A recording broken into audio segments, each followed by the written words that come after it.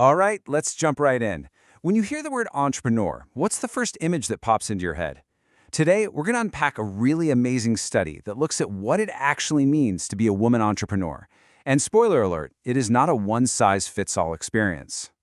You know, right out of the gate, there's a huge hurdle, and this quote just nails it. The default setting for entrepreneur in a lot of places is male. So, when a woman steps into that role, she's already seen as deviating from the norm.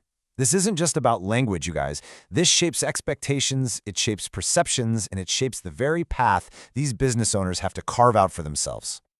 And that path, it's often a double-lane highway running at full speed.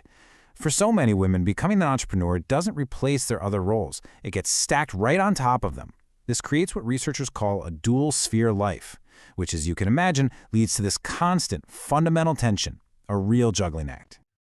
So there's actually an academic term for this, work-family conflict, or WFC. But let's break that down. Basically, it's a massive tug-of-war for your most precious, limited resources, your time and your energy. The demands of the business and the demands of the family are often in direct competition, pulling you in completely different directions. Now, what's so powerful about this is how it lays out that conflict so clearly. You got the immense pressures of running a business on one side, and on the other, the deeply rooted expectations of family life. But here's the real kicker. For a lot of these women, especially in a place like Turkey, these two worlds aren't separate. Business life is tangled up with family and social life, which just makes that conflict even more intense. Okay, so this brings us right to the core of this whole thing. Researchers went to Turkey, which is the perfect setting, right? It's this incredible blend of a modern economy and really strong traditions. And they asked this super important question. Is this double workload the same for every woman, or are they handling it in different ways? And the answer they found was a resounding no. The experience is not the same. After talking to over 200 women, they realized that women entrepreneurs are not a monolith, not even close. Instead, they tend to fall into three very distinct profiles, and each one has its own unique strategy for navigating this incredibly complex world. First up, you've got the both group. Think of them as the integrators. These are the women who are all in on everything. They are deeply committed to crushing it as entrepreneurs and as wives, mothers, and homemakers. Their strategy isn't about choosing one or the other, it's to do it all and do it all well. Then you have the work group. Their strategy is all about accommodating work. They have the absolute highest commitment to their careers and, you guessed it, the lowest commitment to those traditional family roles. It's probably no surprise then that this group had the most single and divorced women. For them, the career is priority number one. And finally, there's the either-or family group. Now, these women have the lowest commitment to their work roles and a moderate commitment to family. They are absolutely entrepreneurs, but family is the clear priority. So when push comes to shove, they'll accommodate family. And fittingly, this group had the most married women and mothers. Okay, so we have these three very different groups.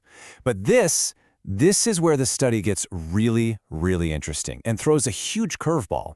Because it's one thing to have a strategy, right? But how does that strategy actually affect your belief in yourself, your confidence to succeed? So just take a second to think about it. Who do you think it is? Is it the super focused work group, the ones who are all in on the business?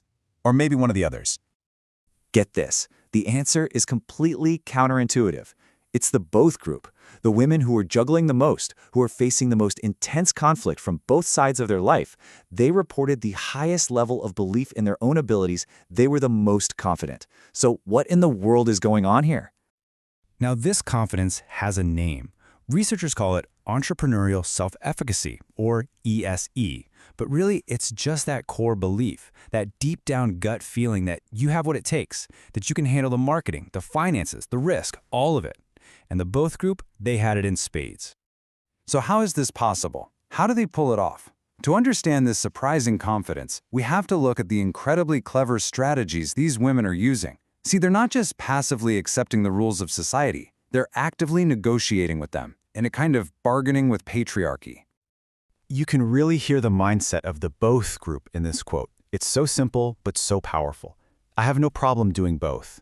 There's no compromise in that voice. It's a statement of pure capability and identity, an assertion that they can and they will succeed in both worlds. Now, compare that with the perspective from the work group. This isn't about a failure to find someone. It was a conscious choice. She prioritized her career over a traditional family setup that just didn't fit with her ambitions. That's a different kind of bargain, sacrificing one thing for a laser focus on another. In this quote just perfectly sums up the either-or family profile. There's an acknowledgement of capability, I can do both, but there's also a very clear, predefined boundary. Her ultimate loyalty lies with her family, and the business has to operate within that framework. So how do they actually make these bargains? This is where it gets so smart. They use their own lives as leverage. They use their education as ammo, basically asking, why did I go to university if I wasn't supposed to use it? They'll point to their entrepreneurial fathers or brothers and say, hey, you did this, why can't I? And they even adopt cultural sayings, like this Turkish expression, turning a potential conflict into a personal motto of empowerment.